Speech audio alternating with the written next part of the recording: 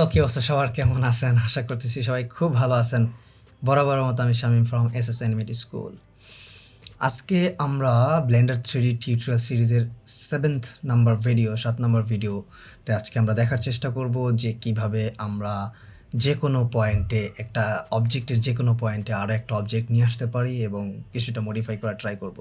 So আগের মডেলটাই আমরা একটু মডিফাই করব বিভিন্ন অবজেক্ট বা বিভিন্ন টুল ব্যবহার করার মাধ্যমে। So let's start. সো আমরা আমাদের ব্লেন্ডার ফাইলটা ওপেন করাই ছিল, সেটা আমরা চলে আসছি।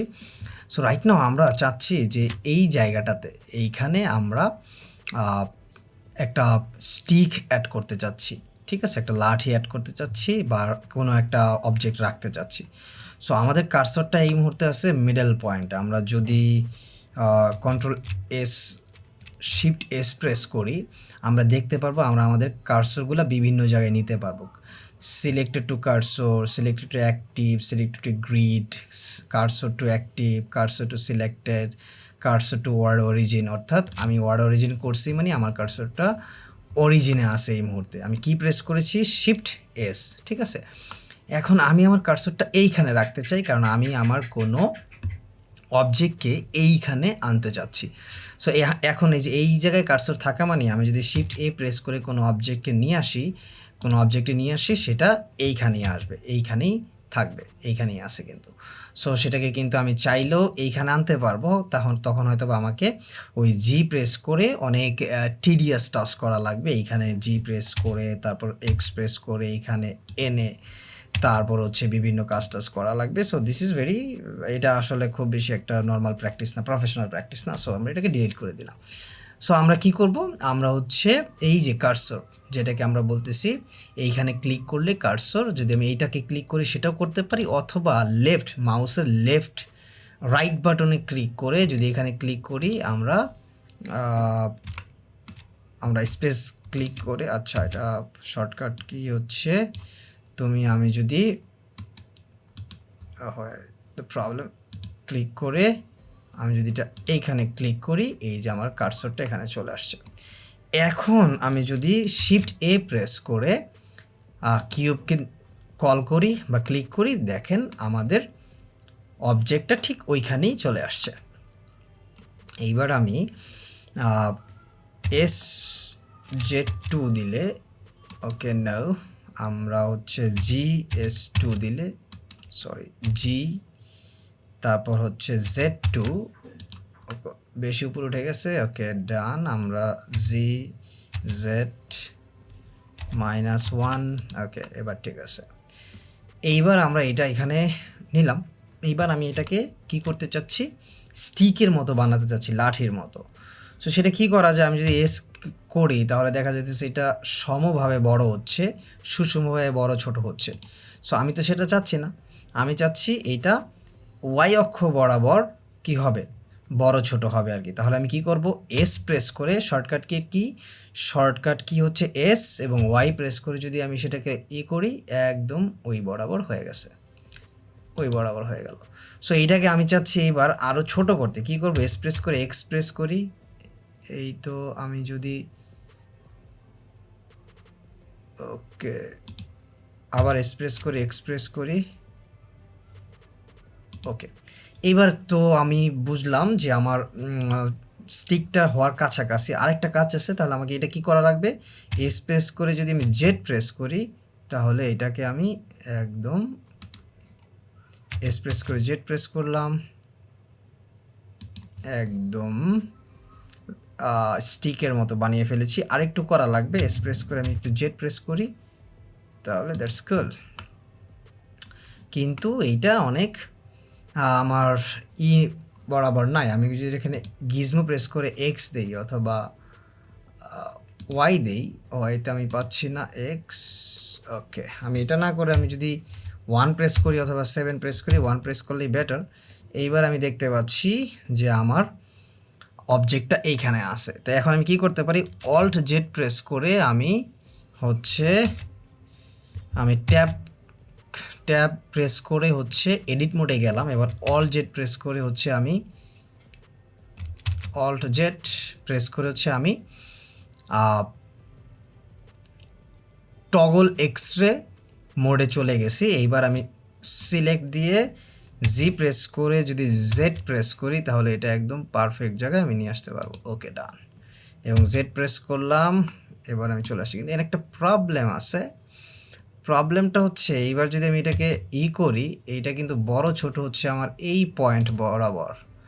সো আমার তো এই পয়েন্টে হবে না, আমার যেই কাজটা করতে হবে এই পয়েন্টটা আমার এইটার সাথে থাকতে হবে। সো দ্যাটস ওয়াই আমি যেই কাজটা করব সেটা হচ্ছে এইটাকে আমি এইবার জি জেড প্রেস করে এই বরাবর নিয়ে আসবো।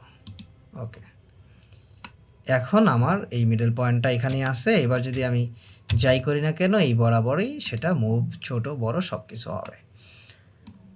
আমি জি প্রেস করে এক্স অক্ষ বরাবর এটাকে আরেকটু সরিয়ে নিচ্ছি, কারণ আমি এই জিনিসটাকে ডুপ্লিকেট বা আরও কয়েকবার করব। এখন এটা করার কয়েকটা নিয়ম আছে। অ্যারে প্রেস করে আমরা নিতে পারি, কিন্তু অ্যারে প্রেস করে বা অ্যারে মডিফায়ার ইউজ করে আমরা তখনই নিব যখন আমার মাল্টিপল টাইমস আমার কোনো অবজেক্ট লাগবে, অনেকবার। কিন্তু আমার এই অবজেক্টটা মাত্র আর একবার লাগবে। সো এই জন্য আমরা অ্যারে মডিফায়ারটা ইউজ করব না, আমরা এটাকেই দুইটাভাবে কাজ করতে পারি। আমি যদি শিফট ডি প্রেস করি তাহলে এটা ডুপ্লিকেট হয়েছে, বাট জি এবং আমি যদি এক্স নেই এটা ডুপ্লিকেট হয়েছে, বাট যেই ব্যাপারটা হয়েছে মাথায় রাখতে হবে, ক্লিয়ার মাথায় রাখতে হবে, শিফট ডি প্রেস করলে এই ডুপ্লিকেটটা হচ্ছে সম্পূর্ণ আলাদা এবং স্বাধীন একটা কি অবজেক্ট, সম্পূর্ণ আলাদা এবং স্বাধীন, এই দুইটাই হচ্ছে সম্পূর্ণ আলাদা এবং স্বাধীন অবজেক্ট। আমি যদি এটা ক্লিক করি, ট্যাব মোডে যাই, এই একটাই কিন্তু কাজ করতেছে, আগেরটার উপরে কোনো ইফেক্ট পড়ে নাই। এবং আমি যদি চেঞ্জ করি এইটাই চেঞ্জ করতে পারবো, সব কিছু এটাই করতে পারবো যদি শুধু আমি শিফট ডি দেই। কিন্তু সেটা না করে আমার যদি মনে হয় এরকম যে আমি একটা অবজেক্টে যেই পরিবর্তনটা আনবো বাকি সবগুলো অবজেক্টের সেম পরিবর্তনই করব। সো একই কাজ বারবার না করার জন্য আমি এই একটা অবজেক্টকে কী করব, আমি কি করব তখন এমনভাবে ডুপ্লিকেট করব যাতে একটার উপরে অ্যাপ্লাই করলে সবগুলো সেমভাবে অ্যাপ্লাই হয়। এর জন্য আমরা কি করব, অল্ট ডি করব। অল্ট ডি করলে আমি জি প্রেস করে এক্স প্রেস করলে এখানে চলে আসছে। ওকে, ডান। অল্ট ডি করলে যেই লাভটা হবে আমার সেটা হচ্ছে এই অবজেক্টটার উপরে যা কিছু করব আগের অবজেক্টটাতে সেম কাজই করবে আর কি, অর্থাৎ সব কিছু সিমিলারভাবে অ্যাপ্লাই হবে। আমরা যদি একটু এডিট মোডে গিয়ে চেক করি এবং ট্রাই করি, এই যে দেখেন আমি বড় করতে চাচ্ছি দুইটা একসাথে বড় হচ্ছে, আমি মুভ করতে চাচ্ছি দুইটা একসাথে মুভ করছে, বাট আমি কিন্তু সিলেক্ট করছিলাম এই একটা, এবং এইটাই কিন্তু ট্যাপ প্রেস করে আমি এডিট মোডে নিয়ে আসছিলাম, বাট দুইটা একসাথেই সব কিছু চেঞ্জ হচ্ছে। ঠিক আছে, আমি এস প্রেস করে এবং ওয়াই প্রেস করে এটাকে আরেকটু বড় করতে চাচ্ছি। ওকে, ডান। এবং জি প্রেস করে ওয়াই প্রেস করে সেটাকে একটু ওয়াই অক্ষ বরাবর সরিয়ে নিচ্ছি। ডান। তাহলে আমরা দেখতে পাচ্ছি যে আমরা অল্ট ডি করলে, আই রিপিট, অল্ট ডি করলে সেটা হচ্ছে একটা অবজেক্টের উপরে যেই ধরনের চেঞ্জেস আনা হবে সবগুলো অবজেক্টে বা যেটার ডুপ্লিকেট করা হয়েছে সেটার উপরে সেম চেঞ্জেসই চলে আসবে। আর শিফট ডি করলে দুইটা কমপ্লিট আলাদা অবজেক্ট হবে, অর্থাৎ আমি যেটার উপরে চেঞ্জেস আনবো না কেন আগেরটার উপরে কোনো ইফেক্ট পড়বে না। This is very important. So আমাদের লার্নিং বিষয়টা ছিল এটাই, আমরা কাজ করি এটাকে একটা কালার দিয়ে ফেলি, অর্থাৎ ম্যাটেরিয়ালস প্রিভিউতে গিয়ে কালারটা আমরা দিয়ে ফেলি, সেটা দেখবো যে আমরা একটাতে কালার করলে সবগুলোতে সেম কালারই হবে।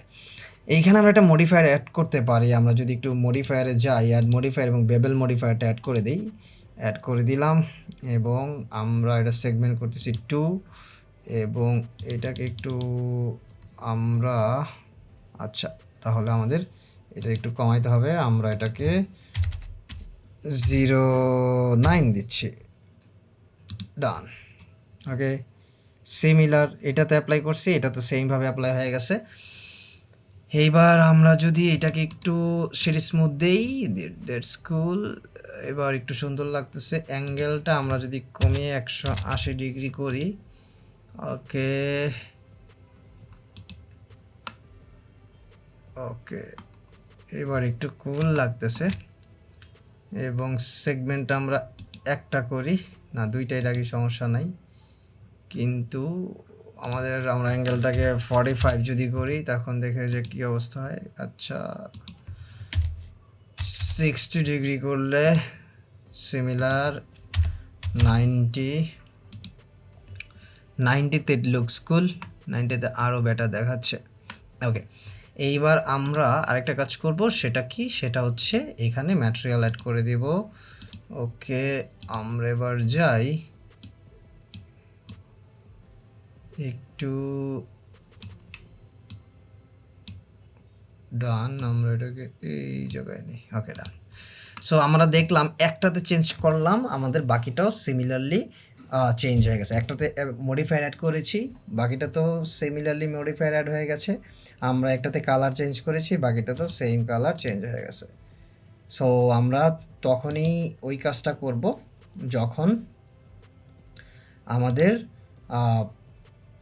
কি বলে একই কাজ সবগুলা জিনিসে যদি অ্যাপ্লাই করতে হয়, তখন আমরা অল্ট ডি। আর যদি আমাকে একটা কাজের জন্য কমপ্লিট আলাদা আমাকে করতে হবে, আলাদা অবজেক্ট নিতে হবে যাতে আমি আরেকটার উপরে কোনো ইফেক্ট না পড়ে, তখন আমরা শিফট ডি নিব। তাহলে শিফট ডি এবং অল্ট ডি এর মধ্যে পার্থক্য আমরা বুঝলাম, এবং এইখানে আমরা একটা চমৎকার স্টিক অ্যাড করলাম। ওকে, নেক্সট দিন আমরা দেখব যে এখানে কিভাবে আমরা ক্যামেরা অ্যাড করতে পারি। সবাইকে ধন্যবাদ, আল্লাহ হাফিজ, টাটা, বাই বাই।